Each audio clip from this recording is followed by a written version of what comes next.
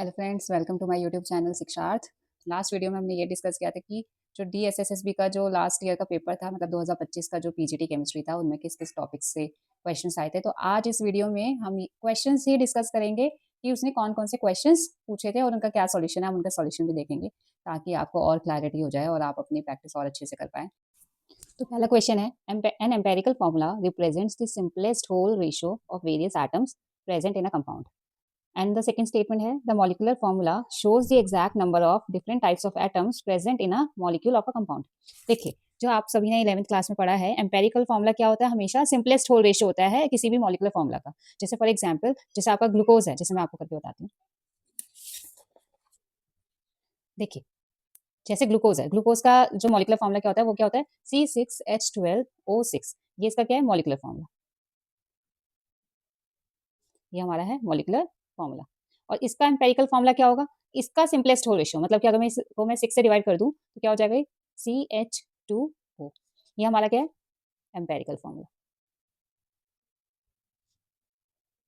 तो इसका मतलब क्या है? जो मॉलिकुलर फॉर्मूला होता है उसमें एग्जैक्ट नंबर ऑफ कितने कार्बन है, कितने हाइड्रोजन है, कितने ऑक्सीजन है, exact number of atoms present है। और जो मॉलिकुलर फॉर्मूला होता है वो मॉलिकुलर जो एम्पेरिकल फॉर्मूला होता है, सॉरी, जो एम्पेरिकल फॉर्मूला है वो मॉलिकुलर फॉर्मूला का ही सिंपलेस्ट होल रेशियो है। तो देखिए क्वेश्चन, हम अपने क्वेश्चन पे जाते हैं। क्वेश्चन भी सेम चीज कह रहा है, एम्पेरिकल फॉर्मूला जो है वो सिंपलेस्ट होल रेशियो है वेरियस एटम्स का किसी भी कंपाउंड के अंदर। और जो मॉलिकुलर फॉर्मूला होता है वो एग्जैक्ट नंबर होता है different types of atoms present in a molecule. तो इसका मतलब क्या है? ये दोनों ही स्टेटमेंट्स हमारी ट्रू है। जो हमारा करेक्ट ऑप्शन है वो क्या है? Both the statements are true, fourth option. देखिए, हमारा जो नेक्स्ट क्वेश्चन है, वो हमारा नेक्स्ट क्वेश्चन क्या था? दी मास परसेंटेज। इस क्वेश्चन में आपको क्या देखा है? आपको 3 गैसेस दे रखी है, CO2 दे रखी है, SO2 दे रखी है और हमारी NO2 दे रखी है। इसके आपको मास परसेंटेज गिवन है, मतलब कि एक किसी भी गैस मिक्सचर में जिसमें CO2 प्रेजेंट है, SO2 प्रेजेंट है और NO2 प्रेजेंट है, और उनका मास परसेंटेज क्या गिवन है? CO2 का 60%, SO2 का 30% और NO2 का 10%। और आपको इस पूरे गैस मिक्सचर का कंटेनर के अंदर जो टोटल प्रेशर है, आपको टोटल प्रेशर कितना गिवन है? 3 atm। तो आपसे पूछा है SO2 का आपका पार्शियल प्रेशर क्या होगा? तो ये आप सभी ने पढ़ा होगा कि जो Dalton's law of partial pressure होता है, Dalton's law of partial pressure, वो क्या बताता है? किसी भी गैस मिक्सचर में अगर आपको किसी का भी पार्शियल प्रेशर निकालना है तो आप कैसे निकालते हैं? तो मैं आपको इसको करके बताती हूँ। तो देखिए, जो Dalton's law of partial pressure होता है वो क्या होता है? किसी भी गैस मिक्सचर के अंदर अगर आपके पास 3 गैसेस है, ए है, बी है और सी है, और आपको इन गैसेस का पार्शियल प्रेशर निकालना है, एक ही कंटेनर में है। तो अगर आपको ए का प्रेशर निकालना होगा, पार्शियल प्रेशर, तो आप कैसे निकालेंगे? मोल fraction of A into P total, मतलब कि टोटल प्रेशर उसका गैस मिक्सचर का। अगर आपको बी का निकालना है तो सेम तरीके से mole fraction of B into total pressure. और इस क्वेश्चन में आपको क्या गिवन है? आपको CO2 प्रेजेंट है, SO2 प्रेजेंट है और NO2 प्रेजेंट है। अगर आपको पार्शियल प्रेशर ऑफ SO2 निकालना है तो आप कैसे निकालेंगे? मोल fraction of SO2 into E total. तो इस क्वेश्चन में आपको क्या निकालना पड़ेगा? मोल फ्रैक्शन निकालना पड़ेगा। देखिए, अगर आपको मोल फ्रैक्शन निकालना है SO2 का, तो मोल फ्रैक्शन किसी का भी निकालने के लिए कैसे निकालते हैं आप? मोल्स ऑफ SO2 अपॉन में जितने भी कंटेंट है उस कंटेनर के अंदर, जितनी भी गैसेज है उन सबके मोल्स नीचे टोटल में आते हैं। तो moles of CO2 plus moles of, ये हम SO2 बनेगा, moles of SO2 plus moles of NO2। तो आपको इन सबके मोल्स निकालने पड़ेंगे। सबसे पहले मोल्स ऑफ SO2 कैसे निकालेंगे? गिवन मास, देखिए क्योंकि आपको टोटल परसेंटेज 100% दे रखी है, मास परसेंटेज गिवन है, तो हम SO2 की जो 60% गिवन है तो उसका मास हम क्या कंसीडर करेंगे? 60 ग्राम। ये 60 ग्राम है और उसका जो मोलर मास होता है वो कितना होता है SO2 का? 64 ग्राम पर मोल। और अगर आप इसको सॉल्व करेंगे, सॉरी, आपको जो परसेंटेज गिवन है, परसेंटेज जो SO2 गिवन है वो आपको 30% गिवन है। तो इसका मतलब क्या हो गया? Moles of SO2 equals to 30 upon में 64। और जब आप इसको सॉल्व करेंगे तो आपका कितना आ जाएगा? 0.46 अप्रॉक्स।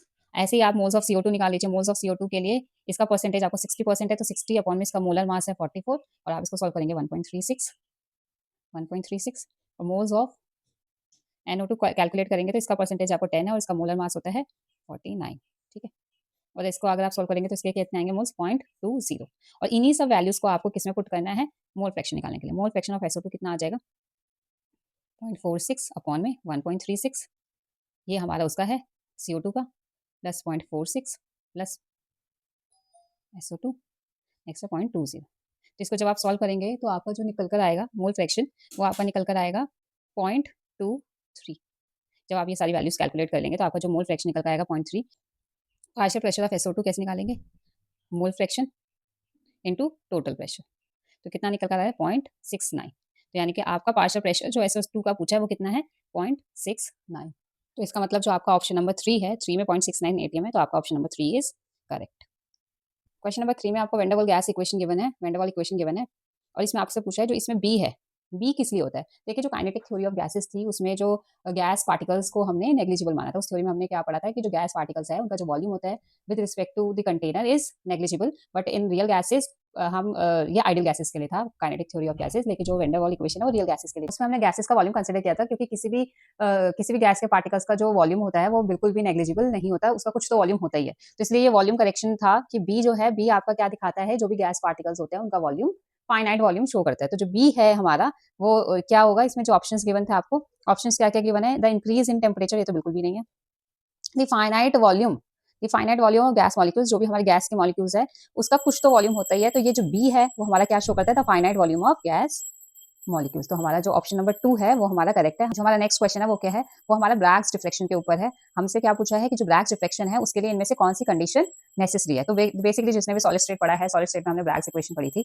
जो हमारे सॉलिड के पार्टिकल्स होते हैं वो एक पर्टिकुलर ऑर्डर में अरेंज होते हैं। तो ब्रैग इक्वेशन के लिए इनमें से कौन सी कंडीशन इंपॉर्टेंट होगी, देखिए इसमें पहले ही ऑप्शन ट्रू है, the periodic arrangement of atoms, मतलब एक particular structure, particular arrangement of atoms after a distance वो रिपीट करती है, ठीक है। तो इसलिए हमारी जो ब्रैग्स डिफ्रेक्शन है उसके लिए इनमें से कौन सी कंडीशन नेसेसरी है, the periodic arrangement of atoms. तो इसलिए हमारा जो ऑप्शन नंबर 1 है, option number 1 is true. Next question में बोला है which of the following is not true, इनमें से कौन सी स्टेटमेंट जो है वो नॉट ट्रू मतलब सही नहीं है, regarding the probability distribution curve of 3D orbitals, मतलब 3D ऑर्बिटल्स के लिए इनमें से कौन सी स्टेटमेंट सही नहीं है। तो देखो पहली जो ऑप्शन है, सबसे जो पहला स्टेटमेंट है वो क्या है आपका, the probability density curve of a 3D orbital shows 3 nodal planes. इसमें क्या शो कर रहा है, 3 nodal planes passing through the nucleus. देखो बेसिकली आपसे इन सारी ही स्टेटमेंट्स आप देखेंगे तो आपसे नोड्स के बारे में पूछा है। देखिए नोड्स, नोट्स तो आपको सबसे पहले तो नोट्स ही निकालनी आनी चाहिए कि आप नोट्स कैसे निकाल सकते हैं। तो नोट्स निकालने का जो फॉर्मूला होता है, देखिए जो नोट्स निकालने का फॉर्मूला होता है, आप नोट्स कैसे निकाल सकते हैं, नोट्स आप कैसे नोट्स निकाल सकते हैं, टोटल नोट्स कैसे निकालते हैं, टोटल नोट्स का फॉर्मूला होता है n-1। यहाँ पे हमारा n क्या है, n हमारा प्रिंसिपल क्वांटम नंबर है, n हमारा क्या है, प्रिंसिपल क्वांटम नंबर, ठीक है। तो 3D ऑर्बिटल्स के लिए हमारा n क्या हो गया, 3। आपको बताइए ये हमारा प्रिंसिपल क्वांटम नंबर शो करता है, तो n हमारा 3 है। तो टोटल नोट्स कितनी होगी फॉर 3D ऑर्बिटल्स, 3-1 हमारी टोटल नोट्स है 2, ठीक है। और जो आपकी नोट्स होती हैं वो दो तरीके की होती है, देखिए मैं बताती हूँ, एक होती है रेडियल और एक होती है एंगुलर। देखिए एंगुलर नोट्स निकालना आसान है। एंगुलर जो नोट्स हैं वो आपकी क्या शो करती है, azimuthal quantum number, azimuthal quantum number, quantum number, azimuthal quantum number क्या शो करता है, एंगुलर नोट्स। तो आपको पता है 3D ऑर्बिटल्स के लिए जो डी है वो हमारा एजीमुथल क्वांटम नंबर के बराबर है और इसकी वैल्यू कितनी है हमारी 2।